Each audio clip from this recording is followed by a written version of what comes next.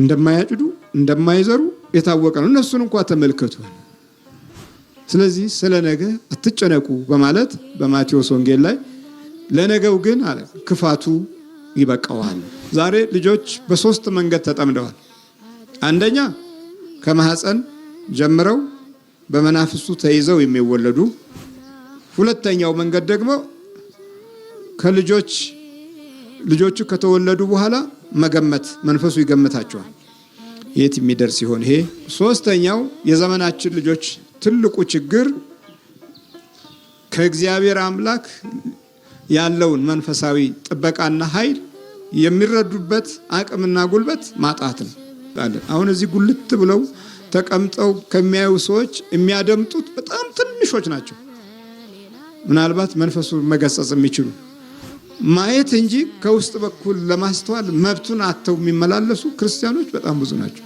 መኪናው ላይ 12 እሱ ላይ 12 24 መንፈስ ቁጭ ብሏል። አሁን ሳይንስ እዚህ ጋር ምን ቦታ በዚህች ዓለም ውስጥ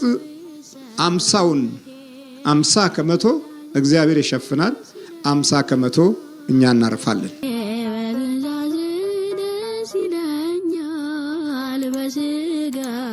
እቅዱና ፕላኑ እግዚአብሔር እንዲሆን ስፍራ ካዘጋጀን ለነገው የሚያስብልን እግዚአብሔር አምላካችን ነው። እንደውም ስለ ነገው አትጨነቁ ይልና የሰማይ ወፎችን ተመልከቱ አለ።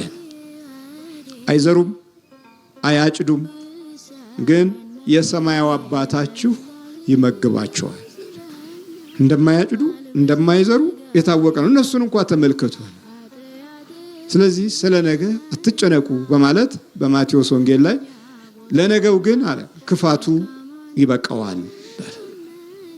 በመሆኑም አሁን ለነገ እግዚአብሔር ፈቃድን መስጠት ካልቻል ነገ በክፋት የተከበበ ህይወት እንኖራለን። መጽሐፍ ቅዱስ ይህንን ግልጽ አድርጎ ነግሮናል። ለነገ ክፋቱ ይበቃዋል በቃ እንጂ ለነገ ጽድቁ ይበቃዋል የሚል ቃል አናገኝም። ወደ ፈተና እንዳትገቡ ሲል ደግሞ የአዲስ ኪዳን ህይወት ሩጫ ከፍተኛ ፈተና ያለበት ነው። ለምን? እግዚአብሔር ሰው ስለሆነ ከሰው ልቦና ውስጥ እግዚአብሔር ሰው መሆኑን 100% ለመደምሰስ ማንኛውም ተራ ሰይጣን የሚታገልበት መንገድ ነው። ሌላው የዲያብሎስ ህብረት እኛ ከምንገምተው በላይ ከፍተኛ ስራ እየሰራ ነው። ቡዳው የራሱን ስራ እየሰራ ነው። አይነጥላ የራሱን ስራ እየሰራ ነው። መተትና የመተት ልጆች የራሱን ስራ እየሰራ ነው። ዛርና ውቃቢ የራሱን ስራ እየሰራ ነው።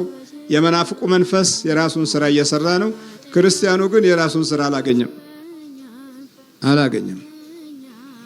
መንፈሳዊ ዘመቻው ብዙዎቹ ግልጽ ባልሆነ ሁኔታ ውስጥ እስራት በዓለም በርትቷል። ቢወለድ አብሮ እየተወለደ ልጆችን ማደንገዝ ማፍዘዝ ከስራው አንዱ ክፍል ነው። አባትና እናት ግን አልገባቸው። ከሚጸነስበት ጊዜ ጀምሮ መናፍስት አብሮ ጥንቃቄ አድርጓል። ልጆችን እንዴት አፍዞ ቤትን እንደሚረብሽ፣ ልጆችን እንዴት አደንግዞ አስተሳሰባቸውን ለቡጦ። ዛሬ ልጆች በሶስት መንገድ ተጠምደዋል።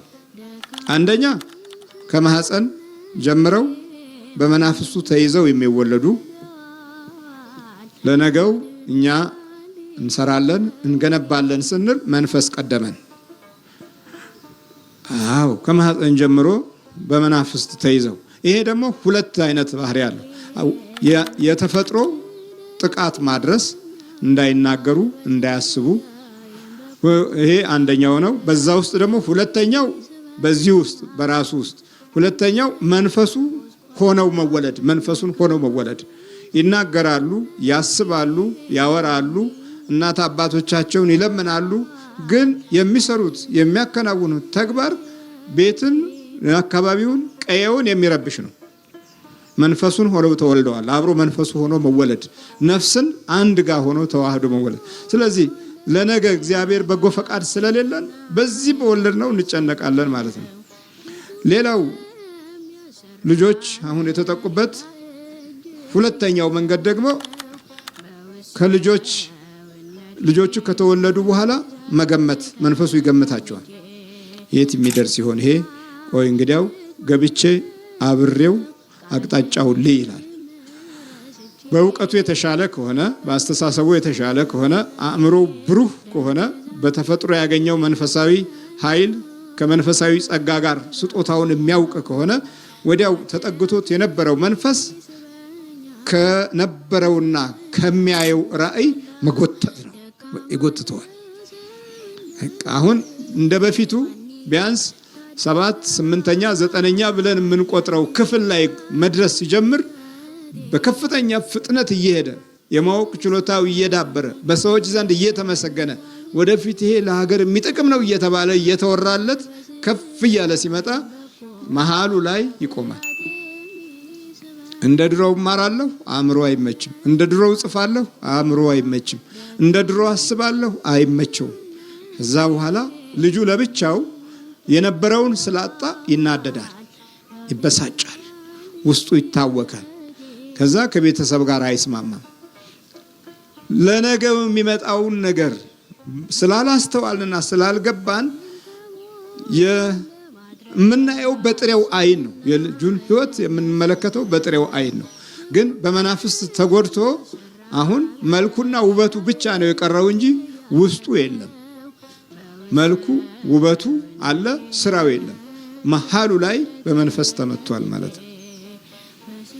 ሌላው ሶስተኛው የዘመናችን ልጆች ትልቁ ችግር ከእግዚአብሔር አምላክ ያለውን መንፈሳዊ ጥበቃና ኃይል የሚረዱበት አቅምና ጉልበት ማጣት ነው። ወደ ቤተ እግዚአብሔር መተው እንኳ የመንፈሳዊ በረከት አስተሳሰብና ሕይወት ውስጣቸው ሳይለወጥ ከቤተሰባቸው ያለው ክፉ ጠባይና ከማህፀን ጀምሮ የተወረሱ ግፎች አብሯቸው ስለሚመጣ እዚህም መተው የተቃኑ አይደሉም። ግን በደጁ ይመላለሳሉ፣ ይታገላሉ፣ ያም ይታገላል። ድሉ ግን በከፍተኛ ሁኔታ ሲታይ ዲያብሎስ ስራውን እየፈጸመ ነው ያለው። እንግዲህ በዚህና በዚህ በመሳሰሉት ሁኔታዎች ውስጥ የዘመናችን ልጆች ችግር ላይ ነው ያሉት ማለት ነው። የመናፍስት ጥቃት በከፍተኛ ሁኔታ። ሌላው ደግሞ ትልቁ ጉዳት ወይ በዕለተ ሰንበት አለያም በ6 ወር አንድ ጊዜ ነው መንፈሳዊ መረጃ ያለን፣ አለያም ደግሞ ያንንም በአግባቡ ሳንረዳው እንወጣለን። አሁን እዚህ ጉልት ብለው ተቀምጠው ከሚያዩ ሰዎች የሚያደምጡት በጣም ትንሾች ናቸው።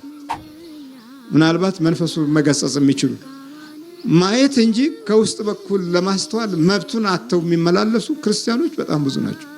ግንዛቤያችን በሰፊው ቦታ የምንሰጠው አይደለም እንጂ ይሄኛው ሌላ ሳይንስ ነው። እንደውም ይሄኛው ያኛው የሥራ ሳይንስ ነው፣ ይሄኛው ግን የመናፍስት ሳይንስ ነው። እንግዲህ የሚያጠፋውን ማወቅ ይሻላል ወይስ እየሰራን የሚጠፋውን ማወቅ ይሻላል? ግራ የሚያጋባ አካሄድ ውስጥ ነው አሁን ዓለም ያለው።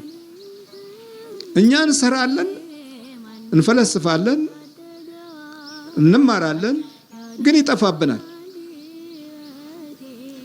ከቴክኒኩ ጀምሮ እስከ ምንሰራው መሳሪያ ድረስ ይበላሽብናል። ትዝ ይለኛል አንድ ሰው አዲስ የኔትሬ ገዝቷል። አዲስ ነው፣ ኑሮውን በከፍተኛ ሁኔታ ለማሳደግ ነው። ያለ የሌለውን አንተም ብሎ አዲስ መኪና ገዛ። አዲስ በቃ አዲስ እኮ ነው። በመጣ በ3 ወር ነው 4 ወር ልዩነት ቆመ። መካኒክ አንድ ቦታ ይገባል፣ ምንም የለም። አንድ ቦታ ይገባል፣ አዲስ ነው ሁሉም ነገር፣ ምንም የተበላሸ የለም ይላል። 15 ዓመት ተገተረ። አዲስ መኪና ሲገተር አስቡት። ይሄ ጃፓን ሀገር ቢሄድ ይሰራል፣ ለሌላ ሰው ቢሰጠው እኮ መኪናው ይሰራል። ግን ሰውየው እንዳይጠቀም የቀኑ ጎረቤቶቹ በሱ ላይና በመኪናው ላይ ላኩበት። መኪናው ላይ 12 እሱ ላይ 12 24 መንፈስ ቁጭ ብሏል። አሁን ሳይንስ እዚህ ጋር ምን ቦታ አለው? መኪናው ይፈታል፣ ምንም ነገር የተበላሸ የለም። ሰውየው መንፈሳዊ እምነቱ ላይ ቀዝቃዛ ነው። ሰርቶ ማደግን የሚፈልግ አስተሳሰብ ነው ያለው። በተወሰነም ቢሆን በ60ዎቹ ዘመን የአብዮቱ አስተሳሰብ በልቡ ውስጥ የማርክሲዝም ሌኒዝም ጽንሰ ሐሳብ ባህሪ ውስጥ አለ። ስለዚህ መናፍስቱ ደግሞ ገብቷል። እሱ ማን ይከላከለው? ማርክሲዝም ሌኒዝም መንፈስን አይከላከልም። ርዕዮተ ዓለም መናፍስትን አይከላከልም። አንዳንዴ ተጨማሪ እንደውም እርዳታ የመስጠቱ ሁኔታ ለተጨማሪ ጉዳት መንገድ የሚከፍትበትን ቦታ ያመቻቻል። በኋላ ይሄ መኪና እንዲህ ከሆነ አለ ጥርጣሬ ጀመረና ሰዎች ገፋፍተውት ወደ ቦሌ ጎርጎሪዎስ መጣ። ሲመጣ 12ቱ ተያዙ። ጀለሶቻችን መኪና ውስጥ አሉ አለና ቁጭ አለ። ለምን አቆማችሁት ሲባል የሞተር ደም ብዛት ነው አሉና በኩራት ተናገሩ።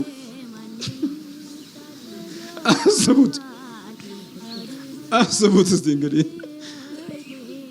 ምን የሞተር ደም ብዛት ነን? እንዴት ደም ብዛት እየተባለ ብዙ ሰዎችን የኛ አባሎች ያጠቋቸዋል። ስለዚህ እኛም እዚህ ሞተር ውስጥ ገብተን ደም ብዛት ለምን አንሆንም ብለን አቆም ነው። እንዴት ነው ደም ብዛት የሆናችሁት? የነዳጁ መተላለፊያ ላይ ዘጋ ነው፣ በቃ አለቀ። ስለዚህ ብትለው ነዳጅ ካልደረሰው እንዴት አይንቀሳቀስም? ሞተሩም አይነሳም። ነዳጅ የለማ። ነዳጁ የሚተላለፍበት ቱቦ ላይ ነበርናል። በሊድ አንቀሳቅሰዋል። 15 ዓመት የቆመ ባትሪ ተፈልጎ በቸርኬው ላይ እንዳለ እንትኑ ፈሶ ዘይቱ ምኑ ተለውጦ ማቀጣጠያው ተለውጦ ተነሳ ሲባል ወዲያው ብድግ አለ። ትምህርት መካኒክ አላስፈልገው። ዘይት መለወጥ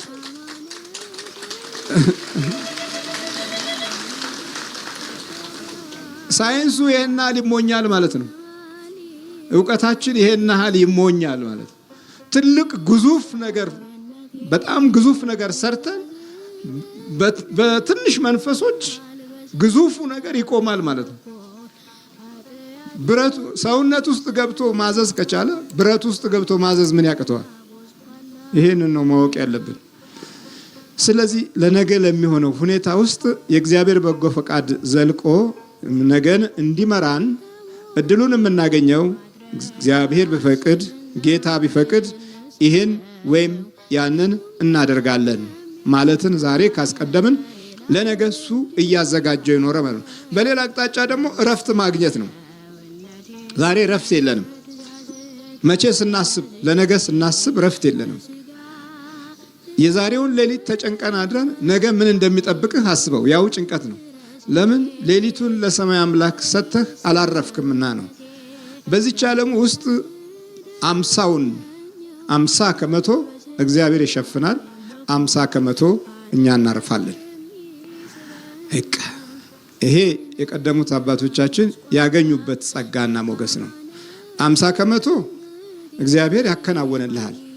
ይሄንን ደግሞ ማከናወኛው ዘዴው ምንድነው? አንደኛ የአእምሮ ረፍት ይሰጣል። በፊልጵስዩስ ምዕራፍ 4 ላይ በጌታ ደስ ይበላችሁ ይልና በኢየሱስ ክርስቶስ አእምሮን የሚያልፍ ሰላም ይሰጣችኋል ይላል። አእምሮን የሚያልፍ ሰላም። ስለዚህ አእምሮን በሚያልፍ ሰላም ውስጥ የነገውን ሰዓት ስታየው እንዴት እንደምትሰራ እንዴት እንደምታረግ ከመንፈስ ቅዱስ ጋራና በተረጋጋ ልብ በቃ ትሄድበታለህ። ሰርተው ቡሩክ ይሆናል። አስተናግደው ቅዱስ ይሆናል። ዛሬ በየቢሮው እኮ ሲኬድ ተጨንቆ ያደረ አእምሮ በሱስና በጫት በመጠጥ ናውዞ ያደረ አእምሮ ስለሆነ ባክ እንዲቸግረው ነው ብትለው የራሱ ጉዳይ ነው የሚልህ። የራሱ ጉዳይ። በቅንነት የሚያስብበት ህሊናው ተወስዷል። ስለዚህ ለራሱ ጥቅም ለስግብግብነት እና ለተለያየ ለክፉ መንፈስ ምሪት የሚኖረው ወገን በእምነት ከሚኖረው ወገን ይበልጣል። እንደ ተጋቦት ወይም እንደ ጉንፋን ወረርሽኝ ደግሞ ብዙዎቹ ተንኮል፣ ክፋት፣ ምቀኝነት እንደ ወረርሽኝ ይዟቸዋል። በቃ እንደ ጉንፋን እየተጋባ በየቢሮው አንዷ እንደምታየው አንዷም ተጣማታለች። አንዱ በግራይን ሲያ አንዱም በግራይ እንደ ፋሽን ሆኗል። በቃ አስተያየት ሁሉ ተለውጧል። ሰው እንዴት እንደሚያው አስተያየቱ በጎነት የሌለው ነው። ግማሹ በፍርሃት፣ ግማሹ በክፋት፣ ግማሹ በትልቅነት፣ ግማሹ በያዘው ቦታ የሚያስፈራ ሰው ለመሆን እየሞከረ ነው። ታዲያ እንዲህ ባለ ሁኔታ ውስጥ ነው ነገ በረከት የምንጠብቀው። ስለዚህ ነገን ጌታ ቢፈቅድ ማለትን እንድንለማመድ እግዚአብሔር አምላካችን ይርዳል። ነገ ህይወታችሁ ምንድነው የሚለው ቃልም በየጊዜውና በየሰዓቱ የምንማርበት ሊሆን ይገባል። ስለዚህ ተንኮል፣ ክፋት፣ ምቀኝነት ለነገ እንዳይቀድም ዛሬ ጌታ ቢፈቅድ የሚለው መንፈሳዊ ምህሮ በልባችን፣ በጊዜያችን፣ በእውቀታችን ውስጥ ሰፊ ቦታ እንዲኖረው እግዚአብሔር አምላካችን ይርዳል። መልካሙን ለማድረግ አስብና እነሳለሁ ክፉም በሚያሰራ